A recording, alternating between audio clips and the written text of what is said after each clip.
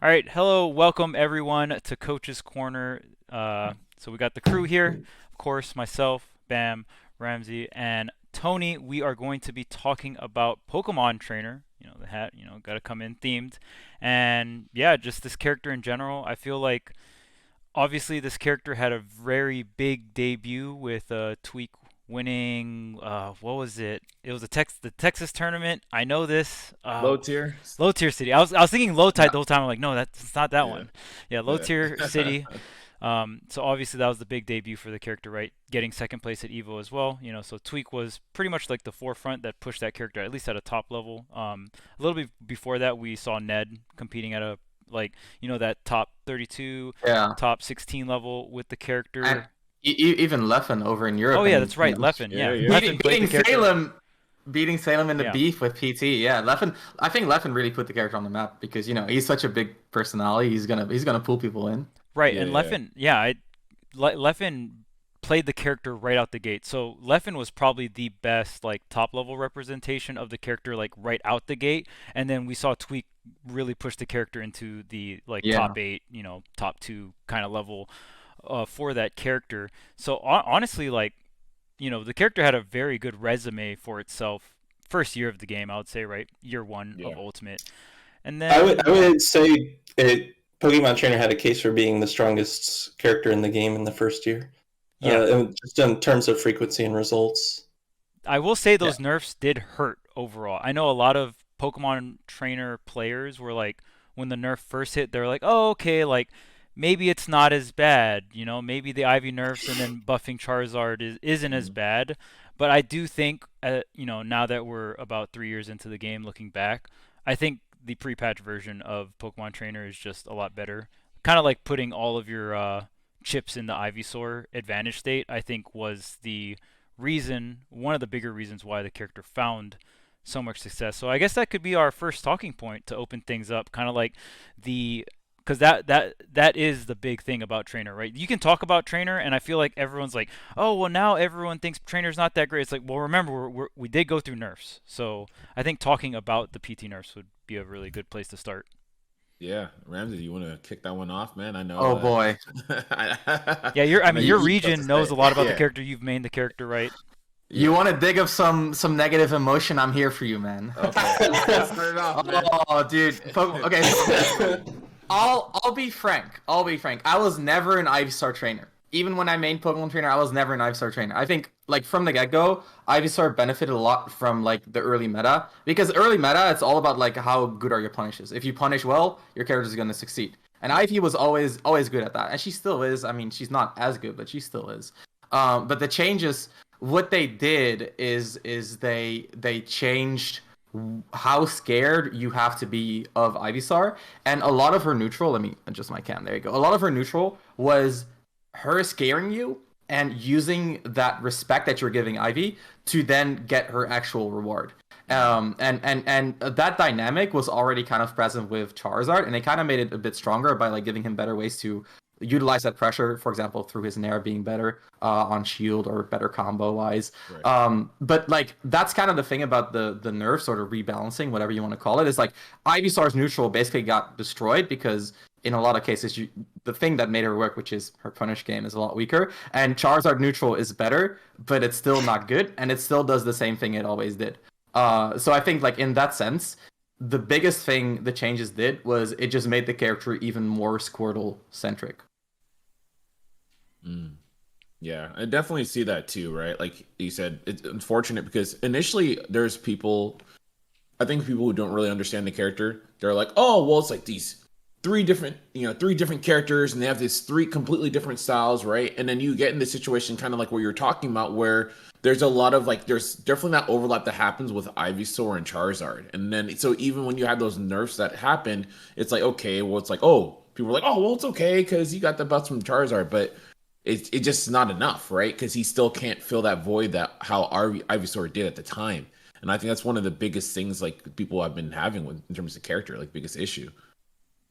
Well, it's kind of like how we were talking about R.O.B in our last discussion, and the character has cheese, and everyone knows he has cheese. So, like Ramsey said, people are pressured by something that doesn't have to be used on the screen, And so a lot of early Ivysaur play that worked out well was people basically just treating him like a cheese monster, and it would work because people both are the people who are playing against Pokemon Trainer would have weak defense, and so they would fall into this cheese, and so you would just rack up free stocks here and there.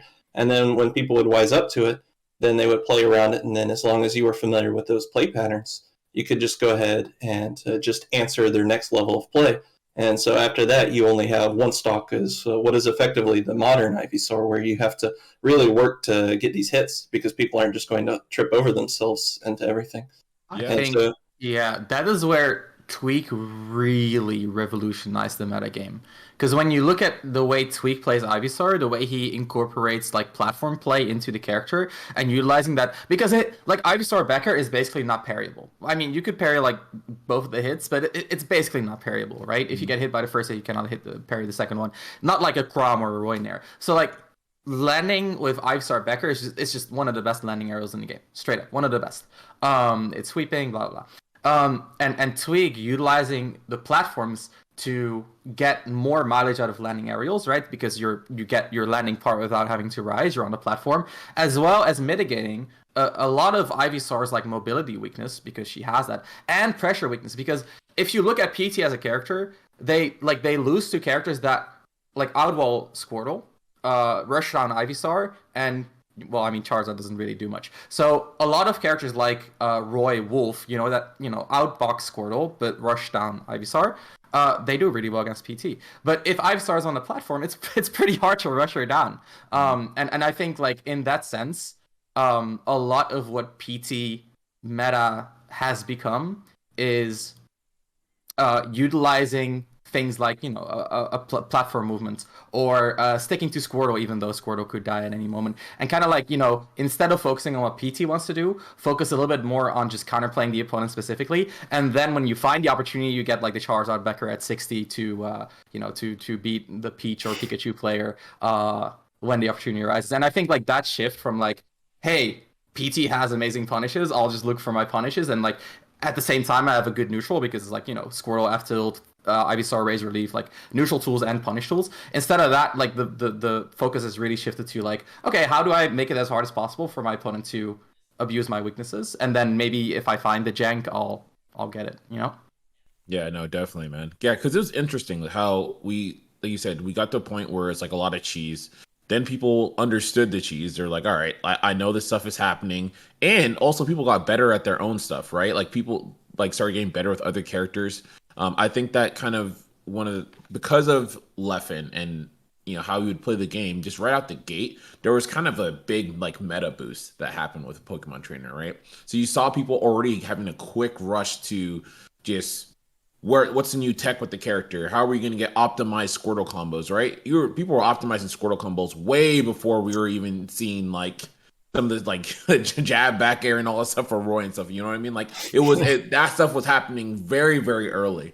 So I also think it is that people kind of caught up with that meta at the same time that then like nerfs happened. Then also you had people dropping the character and not really sure where they could take the character next, but.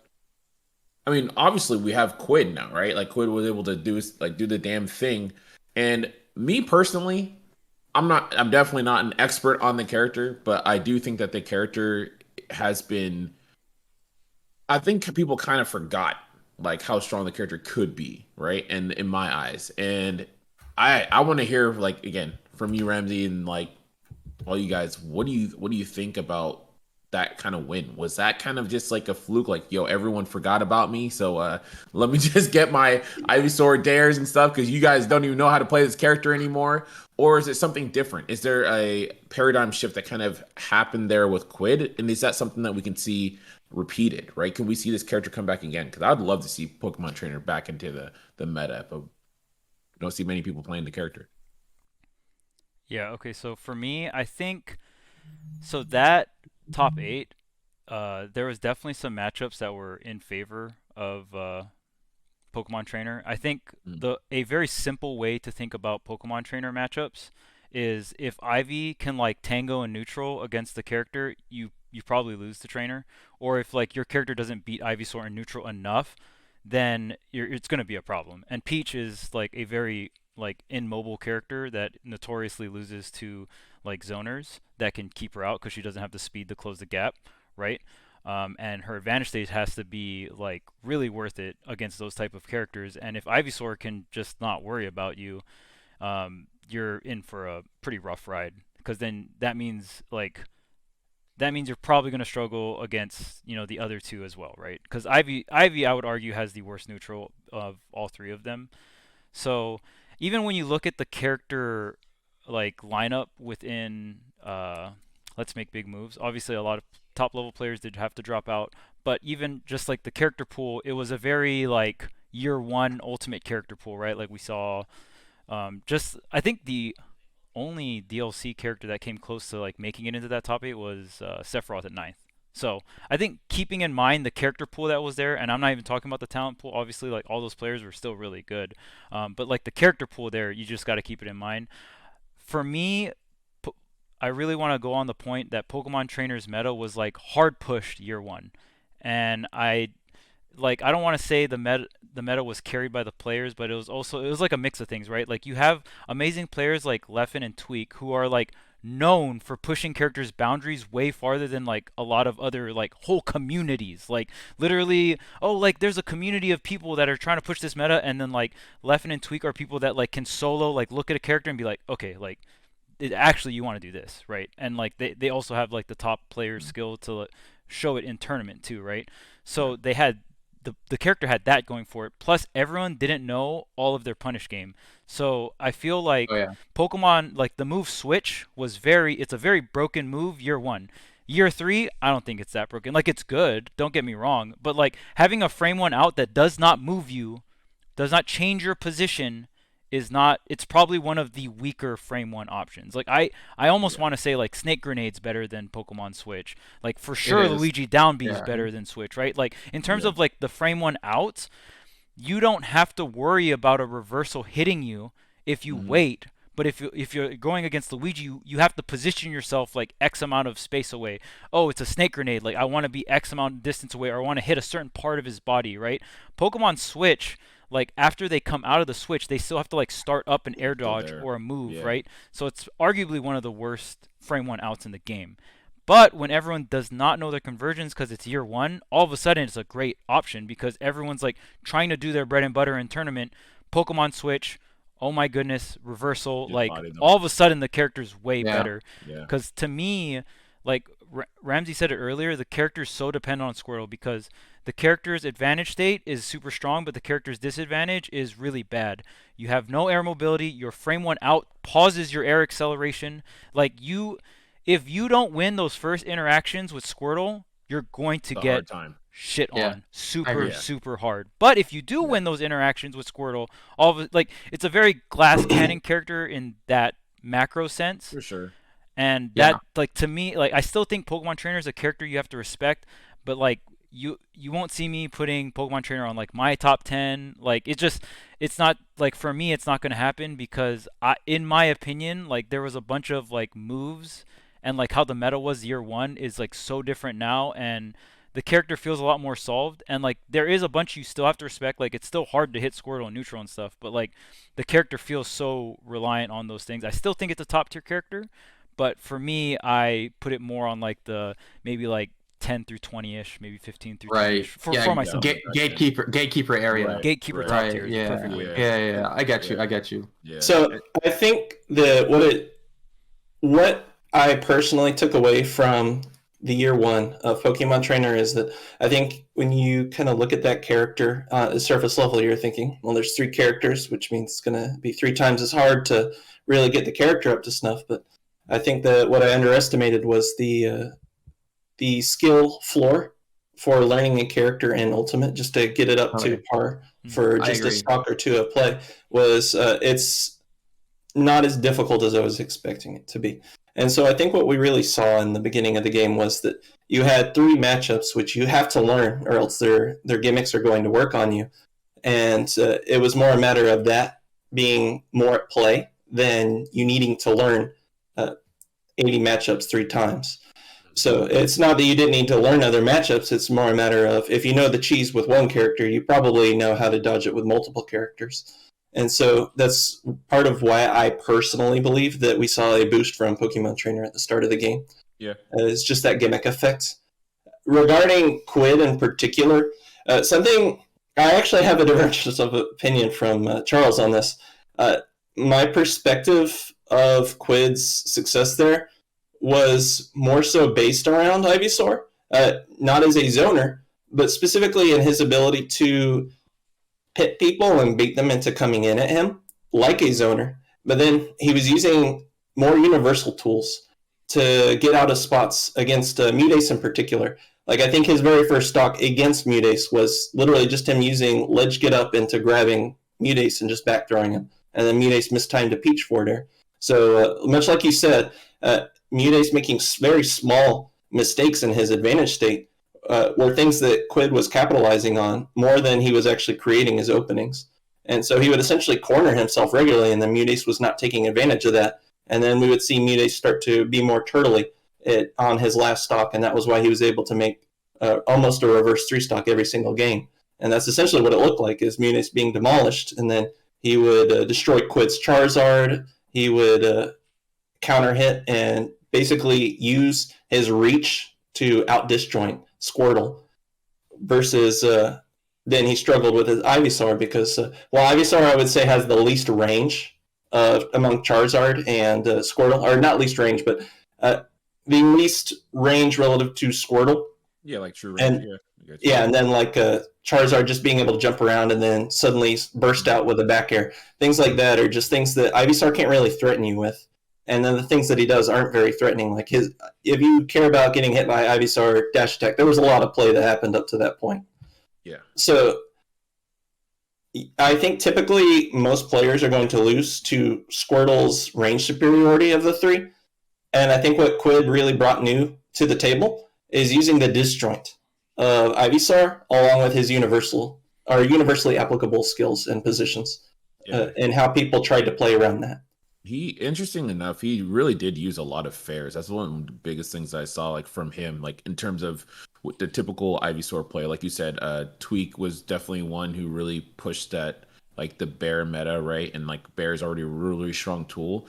But for him to kind of have this quick move that he can do, whether it's like on the landing fair, like rising fair, whatever it may be, it definitely like balanced out the rest of that poking game that he was playing alongside Bear. And I feel like that was something that gave Mutace a ton of trouble. Like he just didn't know what to do in that situation. And then he started floating in awkward situations, and then he was just getting hit by like Razor Leaf and all this stuff because like once he started getting hit by Fair, he's like, all right, I don't know which position I need to be in, right? I need to step back. And it's like, all right, cool, step back. Get hit by Vine Whip because you're flying too high for no reason at all, and it's like a lot of that really balanced out the game. Yeah, but it's like interesting again, like for all the stuff that we saw, the buffs that happened to Charizard is still getting smacked around, So like it wasn't really a non-factor. It's like he just didn't know what to do with that addition of Fair to that overall game plan for. It's kind of funny because something that you said, Bam, when you introduced the topic was like, do you feel like people kind of forgot about PT? And I agree with Charles' assessments. Like almost entirely. I think he got a lot of like year one characters that kind of, in Quidd's bracket, and that's nice for PT. But at the same time, like the way to beat PT is to just be lame. Like you cannot try, like if you try to interact advantageously, it's a bit of a different dynamic than a lot of other matchups because of how significant PT's punish game is, in my opinion.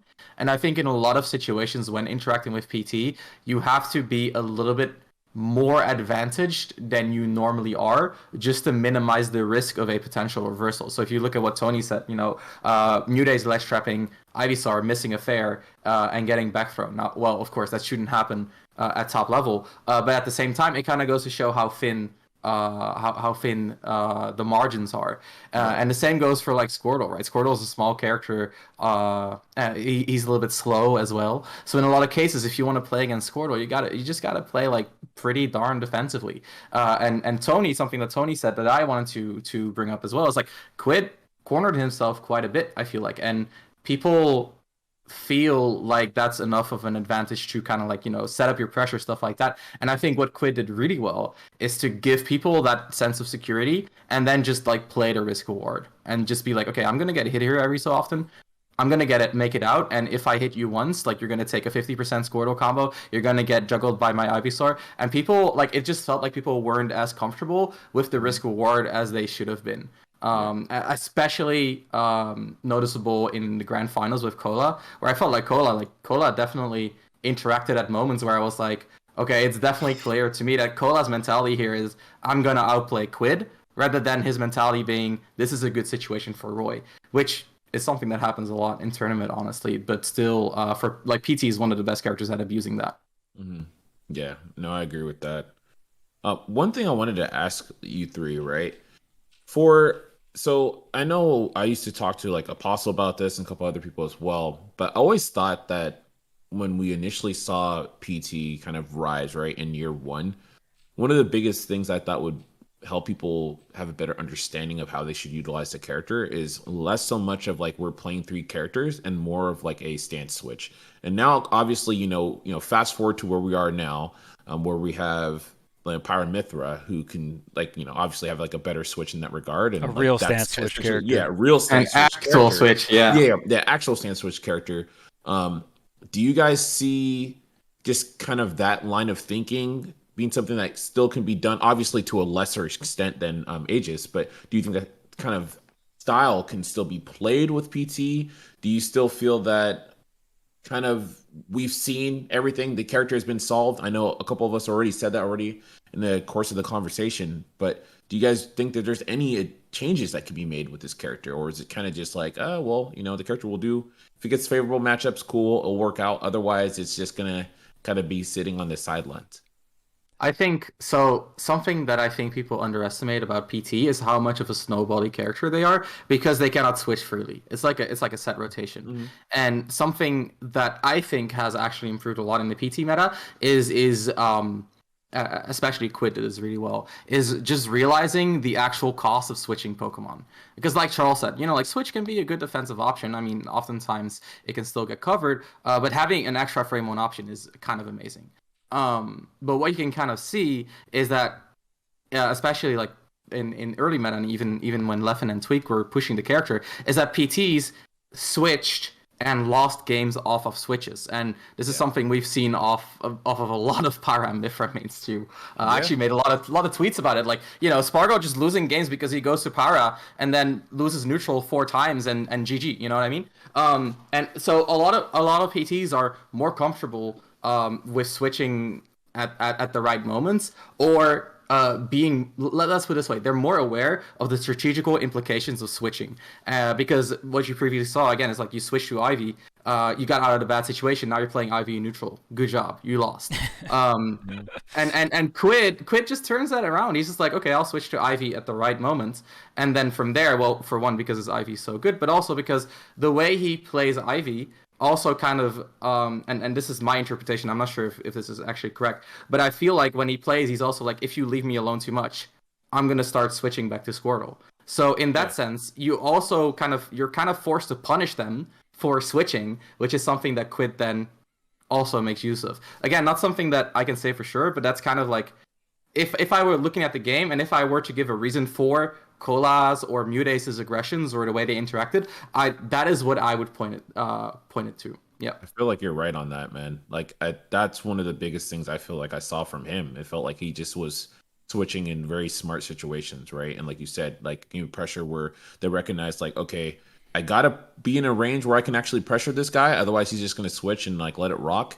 And he's also someone he's willing to like, hey, I'm not going to go and like need to abuse switch to get out of things, I'm just going to go for the standard stuff, right? I'm going to go for my air dodges and this and that and the third. And I am willing to stay with this character how long I have to get to a point where it's like, okay, I can reward myself with a switch, right? It almost reminds me of like when, again, like when you're playing any decent Diddy player, they're not just going to banana pull right in front of you. Like that's stupid. You're just going to get swung on, right? But the idea of like, okay, if I get a hit and they get the right space, then I'm going to go for a switch. But if I'm not there, I'm comfortable enough that I can play the neutral with Ivysaur, right? That I'm gonna do it with Squirtle, and then heck, even Charizard. Even though again, Charizard most times getting bodied, but like even then, he still was in a place where he could at least stand to a certain extent, and he was willing to do that. I think that's one of the biggest Yeah, things. A lot of times people are just like, I can't do it. I'm out. it changes the goal too, right? He Yeah. doesn't need to win neutral. He can just chill and wait for an opportunity. And if the opponent tries to pressure, that is where he can get a neutral win through a good situation. So I think that really did a lot. Yeah. Mhm. I 100% agree with Ramsey in a sense where the future of this character's meta, and again, I think this is what Quidd does really well.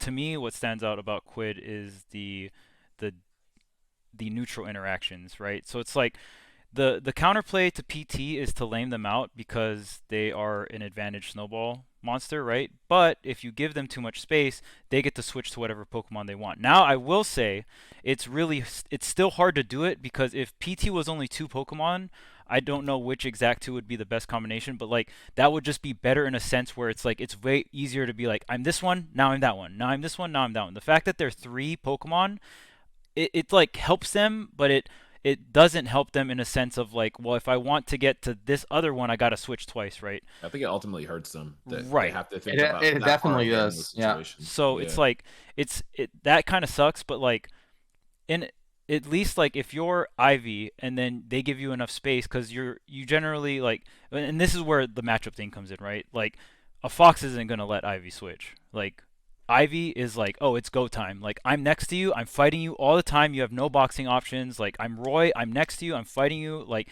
you don't have options here, right? I'm not gonna let you switch to Charizard because Charizard actually has some pretty good boxing options comparatively, right?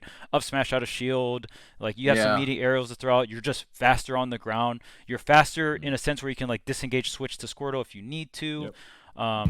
So the neutral aspect of the character I still think has a lot of space to grow. We see Quidd like revolutionizing Fair. It's funny because Fair is one of the things like when I first started coaching Tweak, it was like towards the tail end of his Pokemon trainer.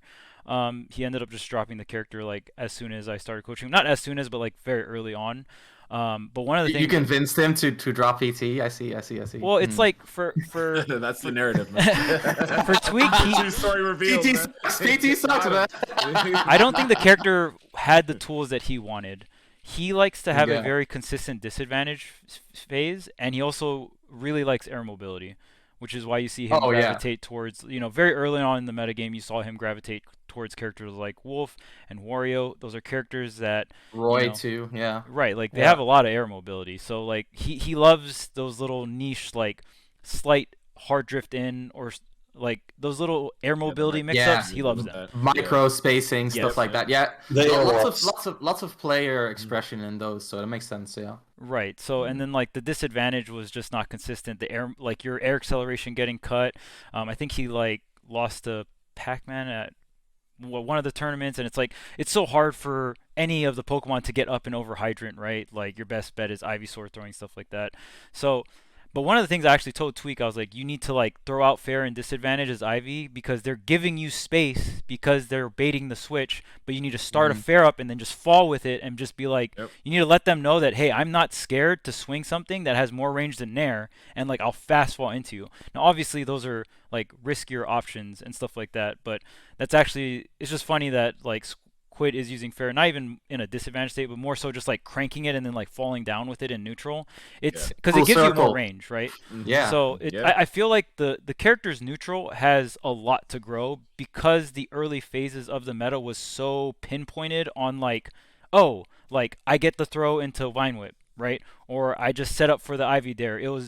It felt like pretty cookie cutter, so to speak. Like it felt like a cheese character, right? Like oh this Pokemon does this cheese, this Pokemon does this cheese, like and then you try to execute it, and then like oh Squirtle's like my neutral monster that does the cheesy like 0 to 60 or whatever, right? But now the character I feel like is getting a lot more depth in a sense of just the neutral interactions, when and where to switch. I feel like year one switches were more like intuition kind of thing, but like now it's feeling like more solved, where it's like okay, like especially with Zard having like the buffed forward throw. Like Zard, in my opinion, is the best ledge trapper when forward throw is a kill throw. Like you just shield next to normal get up. That's like one of the craziest ledge traps in the game. like when you have a fourth kill, like when you have a fourth throw that KOs, because now it's like if you normal get up, I have a 3 frame window to grab you and kill you off of it. So like, are you really gonna normal get up? If you roll, I could up smash on reaction, right? Stuff Yep. like that.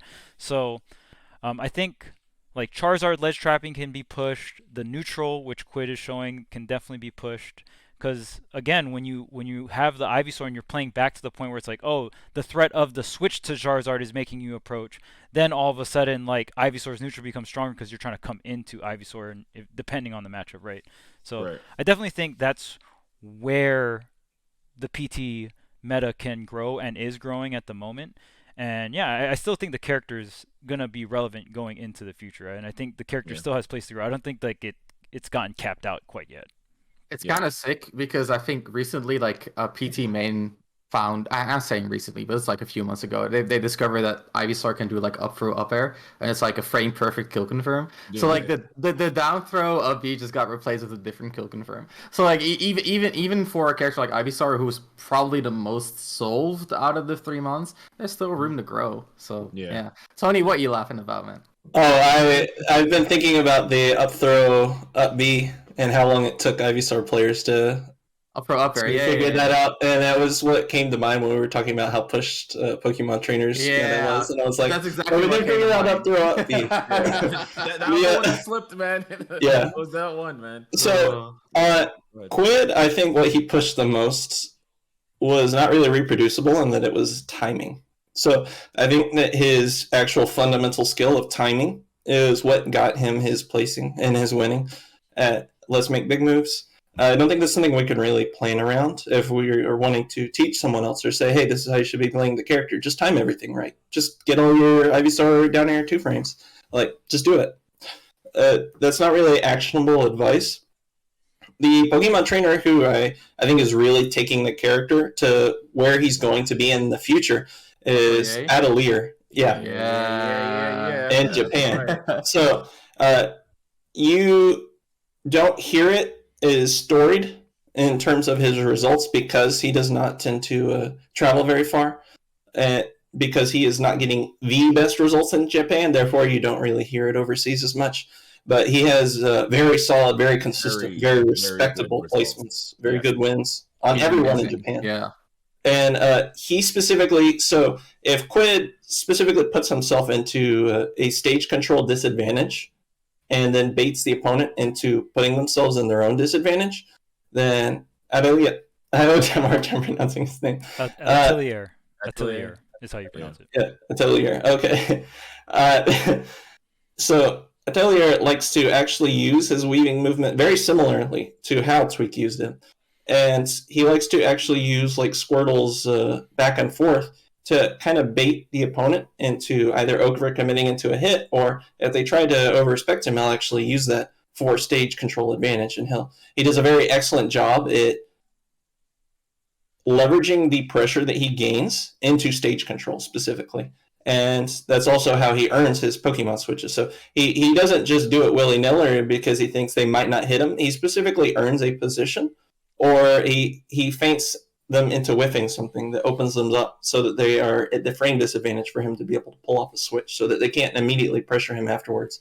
Yes. Because I believe Bam asked earlier about the difference in stance switch. And my perspective on Pokemon trainers is that with Mithra or Pyra, what you get hit by after the switch is also going to affect how badly you're about to be punished. Because if you're about to get hit by a full combo string and you switch from Mithra to Pyra, the punishment you're about to take is going to be significantly higher. But if it's going to be just a little pot shot that forces you to recover, then obviously Mithra is not the character you really want to be switching to there to recover back to the stage. Whereas in Pokemon Trainer, you generally have Squirtle, who is just the best. And then whenever you switch to a suboptimal version, they all have better recoveries. And in Charizard's case, he arguably has a better disadvantage from a juggle than Ivysaur does because of his air jump. Yeah. So I would even say that Quidd more than once switched to Charizard in disadvantage to score just a pot shot from disadvantage to get a kill. I remember him doing that against Cole in particular. Yep. And did he earn the hit? Not really. He was in disadvantage, but it works because he timed it right. And even though his opponent should have had the upper hand the whole time from the position because Quidd timed it differently. It allowed the character to do that. And so I think Pokemon Trainer differentiates itself as a stance change, or Pokemon Switch differentiates itself from the Pyramithra Switch, and that what you're switching to is very consistently going to have a better top end on its disadvantage. Whereas when you switch to Pyramithra, you're basically just flipping a coin on which kind of punish you're about to eat. Right. But No, you do I keep love your that. air drift, though. Yeah. That's Yeah, you the do big keep your one. air That's drift, which is true. a That's nice big. thing. That's That's but the it's best not part frame about one. it. And it's Right. not frame frame one. one. Yeah. Yeah. Right. Yeah. Yeah. Yeah. Because you get to set up, like, obviously because you like lose your air drift, right? It's easier for you to set up like a good punish, right? If that's what you're looking for. But yeah, to Tony's point, of course, because you're switching to a different weight class and like characters who generally have different movesets that you said they can be better at dealing with juggling and everything like that. Like, it's overall a really good thing, you know. That is like that's why I think, like, even just in general for this character, it's like so interesting because Switch, yeah, it's not Pyramithras, but there still is some benefits that come out of it that differentiate it from that, right? I love you bringing up Atelier. He's so freaking good, right? And it's incredible how well you've been able to play with this character consistently. And that's what really gets me to think, like, okay, this character seemed to be doing really solid in, you know, what most people would consider the overall best region, right? If we're talking about like Right. sheer like top 20, top 30, top 40, or whatever it may be, right? The overall talent pool there is incredible. And he's been able to be rather dominant, you know, overall. To Tony's point, unfortunately, if you're not Zachary or like T or someone like that, then most people don't know who you are, Proto. But it's like, dude, he's like literally like right below. Like, you know what I mean? Like, Yeah, I think he's literally number right 5 in there. Japan right now, Exactly, or something like that. Yeah, Yeah. he's like top 10 on their PR for sure. Yeah. So it's crazy. Yeah. Like, this character, like, has gone up against, like, because some people will say, oh, let's make big moves. Kind of a fluke. The talent pool there wasn't up to snuff what we're usually looking for. But like I said, you can go and see Atelier, who's been doing this consistently and in arguably a greater talent pool, right? So this character, There's a point to be made there. There's a I point would there, right? like to go ahead and just take a quick moment to say Pokemon Trainers meta never actually went anywhere. There has been a Pokemon Trainer in multiple regions dominating the region the entire time. Like, Puppet has never stopped dominating over in MDVA. He still shows up on the PGA stats maps every single week. Yeah. You still had, up until recently, we had Moxie the Combo Queen in Pacific Northwest. Yep. She ruled the Northwest with her fist. Like, Quidd still does well at locals, even though he hasn't shown up on the scale that he did recently. Like, he's not a new upcoming player. He consistently makes it through pools at majors that he enters. Right. So these are not new players. There have been at least 5 significant top Pokemon trainers at every single point in the game, I would say. So it's just that their results fell off relative to what they were in year 1. Right. So this is not a niche character by any means. Right. And arguably, right, a lot of that just has to do simply with Tweak dropping the character and Leffen dropping the character, right? Just the top people just dropping the character. And which we'll see time again, right? Even with Peach, everyone's like, "Oh, Peach fell off," right? Because, like, you know, yeah, and it's like, "Oh, Peach is back. How'd that happen?" Like, the character's been there, dude. The character never left, right? So that is a great discussion. I know Charles and I talk about time and time again how a lot of how people, like, how the meta is pushed, right, is based on these top players, right? But also just in general how it's perceived, right? And that's even more to the point where people could be doing stuff with these characters, leveling them up. They could be labbing, finding all these things. And for most people, if I don't see Tweak doing it, then it doesn't exist. Period. Very true. Which sucks because sometimes that's what holds these characters back. Because sometimes there's people playing these characters, doing work, and it's not being seen, right? It's not getting the visibility it deserves. And because of that, some of these characters sit, quote, quote, in the dark, you know, only, delegated to, like, their locals, right? And maybe a regional and two, rather than really seeing the character for its worth. But I think last thing that I want to ask all you guys is Charizard, man. I know that we've been talking about it most of the time, talking about his trash. I've been saying he's trash quite a lot, but I do think there's more to be had from that character, and I think there's of course, Charles talking about the ledge trapping, like definitely character is incredible there. But I do think the overall buffs the character got, and just kind of the movement, people getting more familiar with their movement. I think he could be doing a lot better than he is right now, and I think a lot of people just haven't put the effort into him because they just assume he's trash. So they're just like, oh, whatever. We'll get our back airs here and there, rob a stock every now and then, but outside of that, they don't want to really push the character. Do you guys think that that's something people need to be doing outside of ledge trapping? I think that's the obvious one that first comes to mind, but is there other avenues of that game plan that Charizard can actually be more valuable than we initially thought? I'll go first here. I think so for Zard. I think experimenting with when and where you use the Pokemon, even if the situation on paper isn't like good, right? So I think traditionally, when you look at Charizard, it's very obvious where you should always try to use him. Oh, my opponent's at 130. They're on the ledge. Instead of going for the Ivy Dare here and rely on my timing, I'll go ahead and switch and I'll ledge trap by shield, and I can cover multiple options on reaction. And like the timing is a little less skew, right? Even depending on the character. Some characters are free to two frame, so you might go for that, and some characters are a little harder to two frame, right? So it's like, okay, well, I'm very good at, like, say, like, it's a lot easier to react to normal get up with a throw, right? Because throws are active for multiple frames. You just got to overlap with the 3 frames after a normal get up. So that's like the obvious thing, and our people have been doing that ever since the buff. I think situations that are a little niche, or like that people don't really abuse too much, is just Charizard's neutral. I think Charizard's neutral, definitely not better than Squirtle's, but still, like, your opponent has to continuously acclimate to whichever character they're going up against, right? Charizard run up jab's pretty solid. Falling up air is pretty solid, right?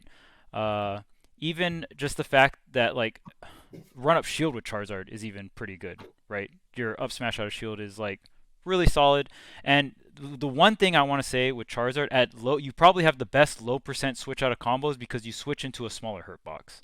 That's another thing to take note. Like when you do defensively switch, you usually get bonus resources for recovering. But one thing to note, that if it's in a tight combo and they reset you, or like they just start mashing, you're usually switching to a bigger and bigger hurt box. So usually you want to like go for safe switches on the defense where it's like they can't hit me out here, which is why I think the meta has evolved into like, oh, maybe instead of trying to like just switch out of combos and hope they fuck up or hope they fuck up the bait, let me like let them have the whole combo, get this guaranteed switch where I have bonus resources, and then like not relying on like my opponent messing up more so, right? So Right. I think like early percent Charizard can be something to experiment with, because for that, like in the middle of a combo switch, the best one to do it is like from Charizard to Charizard, Squirtle. yeah, You know what I'm saying? makes sense. So Right. it's definitely not as strong, but I still think like how many people are used to spacing around like a dash forward jab one from Charizard, right? Like Yeah. there's these like little niche neutral And situations that you don't mhm. necessarily have to like completely strategize around. Like I'm not saying like, okay, yeah, Pokemon trainers like play 80% of neutral with Charizard. Like maybe just throw it in a couple times here and there. You can maybe Mhm. get one advantage state because they're not used to like run up jab being like as strong as it is, right? I mean, there Yeah. there are a few things that are a shame, like short hop fair not auto canceling, how it did in Smash 4. That I would know. have been such a It would huge That have. would have neutral been buff. big. That would Yes. be That makes big. me so Yeah. sad every time. I mean, he Right. still has Uh, his run stops that are really damn good, right? And Right. so it's like that's something that he can use in neutral as well. So he doesn't always have to be like, oh, like a lot of other characters, like either I'm gonna jump or something once I'm like, once I extend past my dash range, or I'm gonna I throw an attack. But he does have the blessing to have like a great run stop. So it's like, okay, he essentially can dash back and forth in an easier way than some other characters could in those situations. So like, yeah, there's definitely some stuff to really like start to look at for his character outside of just, oh, high damage percent, here you go, ledge trap percent, here you go. Right. Yeah. Because as you said, at the end of the day, worst case scenario, if you can at least hold some kind of ground with Charizard, you got to switch into Squirtle, right? So that just opens up some opportunities, and we don't tend to see people favor that switch as much because they tend to not be as good with Charizard. I think the thing about Charizard, Like, there's a few things that are underused about Charizard. I think the first thing that's not considered often enough is the information war. Because if you never go to Charizard outside of like ledge trapping someone, like all the information they have on your Charizard is getting ledge trapped. So then they get stuck at 90 and you switch to Charizard with like 120 rage and they have no idea how you're gonna play neutral, and if they're wrong once, they're gonna fucking die, right? Yep. So Charizard, like not doing things with Charizard is very valuable, because when your opponent doesn't have that information, you can get a lot out of it. So I think in that regard, like or let's put it this way, being a little bit more accepting of just like not playing Charizard and maybe dying early because of it, can actually be a good trade-off if it denies your opponent from getting information. Especially because like going from Charizard to Squirtle doesn't actually make you die too much earlier, because like, you know, of course there's weight and such, and like sometimes you do die significantly earlier, but like Squirtle is so much harder to hit than Charizard. So much harder to hit. And like more often than not, what you're gonna find is like you hit Squirtle with like a straight hit, and then he's in disadvantage, and then you can still play disadvantage, right? So that's basically the idea. It's like the information war with Charizard, I think is very important. And another thing I think is super underexplored about Charizard is like playing a little bit more of a lower risk neutral. I feel like a lot of Charizards kind of like focus a little bit too much on the heavy-handed stuff, and like Charles said, like run up jab, like that's a timing mix-up right there, and like it might not be like the most consistent neutral tool, but like please use it, because like Charizard's run speed is one of his main strengths, and like how often does Charizard use a multi-hit timing mix-up? Flamethrower is legitimately one of the best neutral, or one of the best mid-range tools in the game, in my opinion. It's less committable than Bowser's. It doesn't do as much damage, but like you cannot really punish it if it whiffs, and it controls the entire mid-range, the air and the ground. You cannot roll in either. So like just the slow game, I feel like for a lot of PT, the slow game can help. Like Squirtle Water Gun, Ivysaur, like a less hitbox heavy playstyle. Charizard more focused on maybe like, you know, the run speed and the flamethrower. I think those are like huge talking points for Charizard players. I agree. So my mental conception of Charizard is that ultimately what he's supposed to be doing is effectively using the threat of his very large aerials to kind of pressure the opponent away from wanting to jump a lot. And then once they start holding their own on the ground, that's when Charizard can kind of use his own dash shields and start just walking around and shielding at spots that the opponent isn't going to be comfortable with, because he does actually have one of the best out of shield games in the game, that I would say. Like up smash out of shield is one of the fastest. It kills very reasonably. It does decent damage. It sets up nicely for positioning for Charizard, because Charizard can capitalize on where up smash puts them when it doesn't kill. And then on top of that, he has just Roy's Upbeat Plus. Like it has Super Armor frame 4 to 15. Hitbox comes out on frame 9. Like Roy's is frame for frame the same, except it's only armor 4 to 10. And we're seeing it hits on both sides too. Yeah. Yep. So we're seeing Cola really use a lot of leverage to shut down some of the top 5 players in the world with Roy's Upbeat out of shield. And did you want to say something, Ramsey? No. I was trying to refocus my camera. Oh, yeah. So, like Charizard's up B and his up smash are both the uniquely powerful tools in out of shield. And then, as Charles mentioned earlier, he has kill throws at not just high percent with straight up, but speaking of Puppet, one of my first memories that comes to mind when I think of Charizard is Puppet qualifying for top 8 at, I believe it was CEO 2019 versus Samsora, and making the most obvious plays to get a back throw to back air, and then he gets it and he kills Samsora. I think he grabbed Samsora at 0 and killed him. And everybody knew it was coming, but he just got the right timing mix-up. And just the ability to be capable of doing that at low percent is unique to Charizard. There are not many characters at the game that can just look at you at 0 and say, yeah, I'm going to have a half-second long stock for you once I grab you at 0. Yeah. Like, yeah, I mean, it's real. I mean, and hey, we've seen, obviously Charizard is not a Byleth, but like we've seen like what Byleth can do in those situations, right? When it's a different paradigm shifts, where most of the times, like, okay, if I get hit at 0%, I'm taking a little bit of damage, then I got to I have my turn. Where you have some of these characters now that can kind of play that game. It's like I can literally see you at 0 and be like, I can kill you right now. right? And that is a very big value. You like the character doesn't always have to come out at high percents to guarantee a kill. There's sometimes where you can get these mix-ups at 0 and then you can die. So That's the yeah, Pyra classic. yeah, exactly, Yeah. exactly. I love that shit. Like I love robbing people like that, dude. So I would love to see that more from this character overall because I do think Charizard has a bigger place in the PT meta than we've seen as of late, and I'll be really excited to see that. But all in all, I thought it was a great discussion about PT. Guys, thank you so much as always. Always love having these conversations with you all, and I do hope to see more Pokemon Trainer. I hope that Atelier can actually make it out here because that would God, I Oh, be hope yeah. so.